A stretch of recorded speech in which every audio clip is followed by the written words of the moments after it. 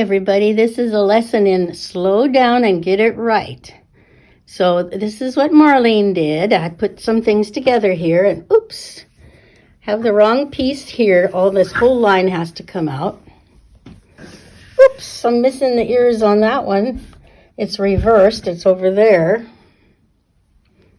And this whole line has to come off and be coming over here.